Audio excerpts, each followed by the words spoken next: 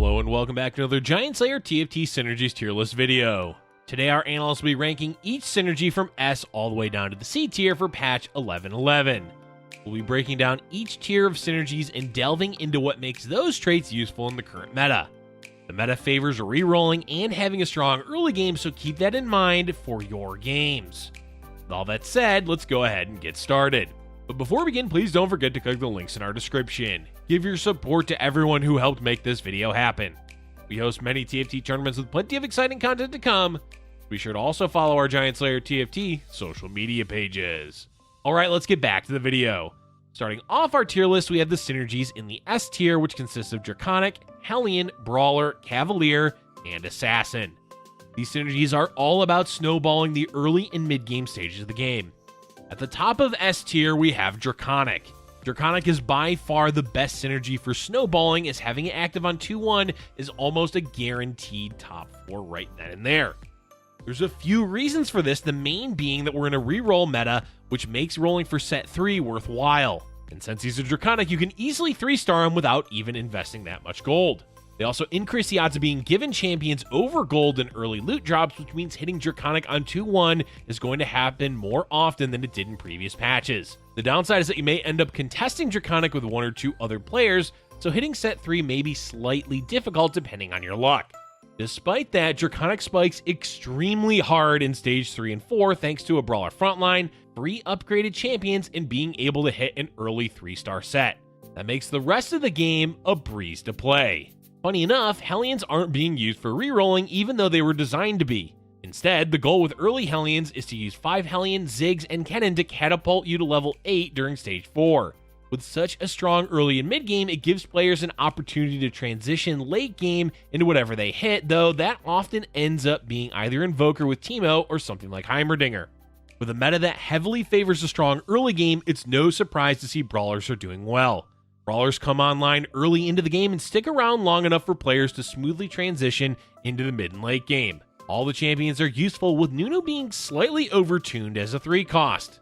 They also pair well with traits like Draconic and Abomination, which increase their value in the mid game. Cavaliers aren't quite up to par with Brawlers for the early game, but they are by far the best frontline for the mid and late game. Rel is a huge reason for this, as she's still the best frontliner in the meta. But it also has to do with the huge amount of damage reduction 3 and 4 Cavalier receive. With less true damage in the game and fewer trundles running around, it's difficult for most carry champions to burn through a Cavalier frontline. On top of that, both Hecarim and Sejuani are 2 costs, making them perfect choices to 3-star in this reroll meta. Lastly, for S tier, we have Assassin. It's debatable whether this trait should be S, but they fit a similar criteria as the other strategies, that being they spike super hard in the mid game. There's also 3 viable carries to choose from, all of which you can reroll for. Winning with Assassins is difficult, but they're one of the most consistent synergies for getting a top 4. Let's now move on to the A tier.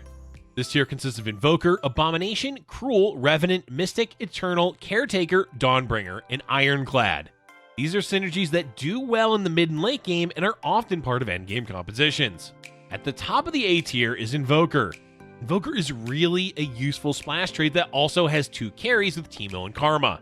The main reason we're seeing a lot of Invokers is they make for an easy mid to late game transition for a lot of early game boards. Hellions? Go Teemo with Invoker. Brawler opening with AP items? Go for Karma. And Ivern is being used more and more, so just splashing in a second Invoker is common. All around good trait with great champs. Abomination almost made the S tier because it's really strong once you hit 4 Abominations. The main issue with Abomination is hitting 4 Abomination is difficult to do, and 3 isn't always enough to win early rounds. That said, if you can get the trait online early enough, you can easily snowball the build into a late game or play one of the several reroll builds. Cruel, or Teemo, is still a difficult trait to use well because of the health costs. But Teemo is an easy transition for a lot of early snowball openings, since you can get to level 8 relatively quickly with high enough health to play him. He can be a bit unreliable as a carry, but Teemo 2 with items does a lot of damage and should secure you at least a top 4. Revenant has returned to relevancy as both Ivern and Volibear are back to being common frontline champions. Nocturne is also a viable carry for Assassins, so all 3 Revenant champions have use in the current meta. Mystic is a splash trait with really good champions. Because of just how good the champions are, it's likely you'll run at least 2 Mystic in your endgame comp.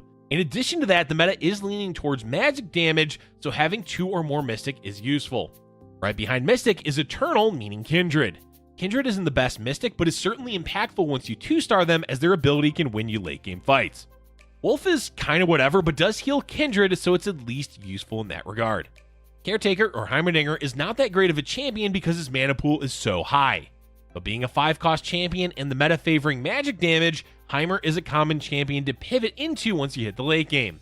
That said, you absolutely need Shojin, Invoker, or Blue Buff to make him useful, so keep that in mind before committing items on him. Dawnbringer doesn't quite snowball the early game as well as some other synergies, but they can put you on a win streak with Gragas, Kha'Zix, and Riven. Riven in particular has been buffed enough times that she's now a viable carry in the meta. Between Riven, Karma, and Garen, you also have a lot of late game presence with Dawnbringer, so the trait is useful throughout the whole game. Lastly, we have another splash trait, Ironclad, which mainly gets used as a counter trait to lobbies running heavy physical damage. It's not amazing, but really useful in the situations that you need it, plus Rel is just insanely good. Let's move on now to the B tier. This tier consists of Legionnaire, Nightbringer, Ranger, Coven, Skirmisher, Spellweaver, Knight, and Dragonslayer. These synergies are all solid options in the meta, they just don't snowball the game like a lot of the other traits in previous tiers. First for B tier is Legionnaire. Legionnaire is a trait that you can always turn to because Yasuo, Riven, Draven, and even Mordekaiser are all viable as carries. Riven and Yasuo in particular are doing well as both of them have really solid early games and are commonly played in reroll builds. The main issue with Legionnaire is committing items, as Riven and Yasuo use vastly different items, so you have to commit to one or the other early. Nightbringer is doing well in the mid to late game thanks to Yasuo, and also because Aphelios is back as a potential carry. The main issue with Nightbringer is that they don't do well until you find a Yasuo, and Aphelios needs items to carry, so you can't consistently do well with Nightbringers until the mid to late game. In late game, you absolutely need Darius 2, which can be difficult to find if you're rerolling for Yasuo 3. Ranger is a viable option in the meta, partly due to Aphelios, but also Varus. As we're in a reroll meta, it has increased the value of Varus as well as Ranger, as running 4 Ranger with him is common. Overall, it's not the most reliable of traits, but in the right situation, you can do well with Ranger. Coven is in the meta entirely because of Assassins. Without LeBlanc and Katarina, we likely wouldn't see much of Coven at all, though there are a few fringe compositions such as Soraka reroll or Warwick reroll. But more than likely, if you're using Coven, it's with one of the Assassins as a carry. Skirmisher took a big hit with a lot of champions being nerfed, but the trait and champions aren't completely gone from the meta, as hitting 6 Skirmisher is still a strong power spike in Stage 3. And rerolling with Skirmishers is a viable option, though it requires a lot of high rolling to win with. It may seem odd seeing Spellweaver so far down on the list, but due to the Vel'Koz nerfs, it really felt necessary. Brand may be popular, but to be honest, Brand isn't the main carry of any composition. Rerolling for Cavalier Spellweaver, the star is Hecarim. For Abomination, it's the Monstrosity, Rise, and Nunu. That said, Spellweaver is still useful and has strong champions, it's just not a necessity after the nerfs to Vel'Koz. Knights lost a lot of value with the nerf they received, as well as Kayle. While Kayle isn't technically a knight, she was almost always used in conjunction with 6 knights. With both her and the trait nerfed, we're seeing knights have far less of a late game presence in the meta. And to be honest, the other forms of frontline are all more consistent in the current meta than knights are. Lastly, for B tier, we have Dragonslayer. Honestly, Dragonslayer could be a lot higher in the list because of Mordekaiser, but we have to acknowledge that both Pantheon and Trundle were nerfed rather heavily. Because of that, we're seeing far less Dragonslayer. That said, both Mordekaiser and Diana are being played consistently. The issue is 2 Dragonslayer isn't all that useful of a synergy.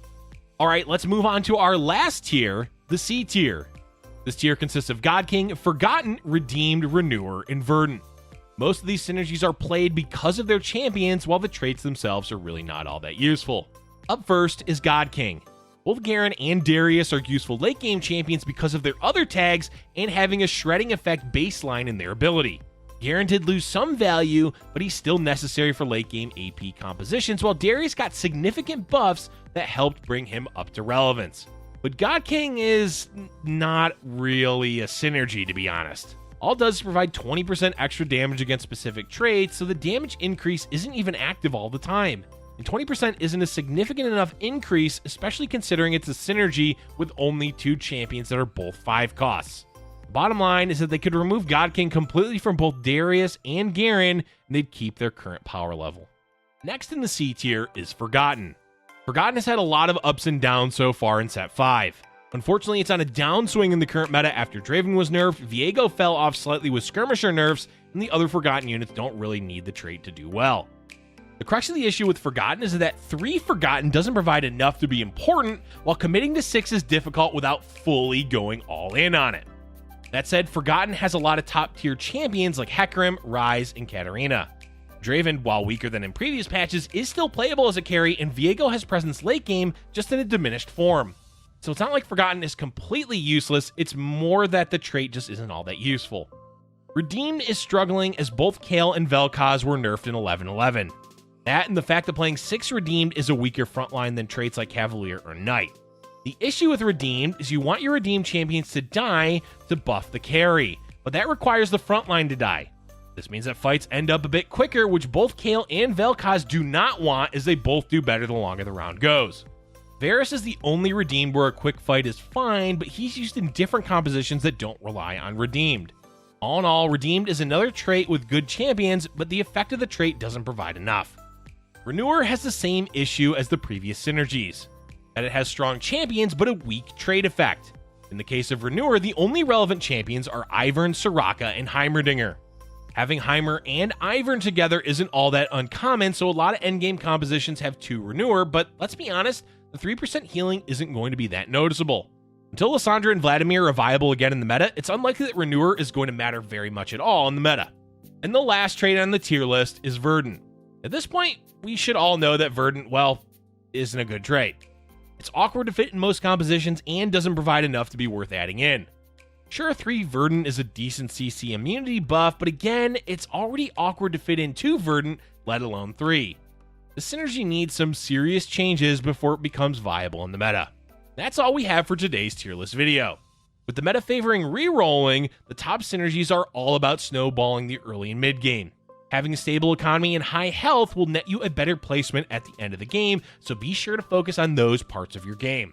Let us know in the comment section below what you think of the current patch meta and what changes you'd like to see in the next patch. Thank you for watching, and if you're enjoying our content, be sure to hit the like button and subscribe for future Giant Slayer TFT videos.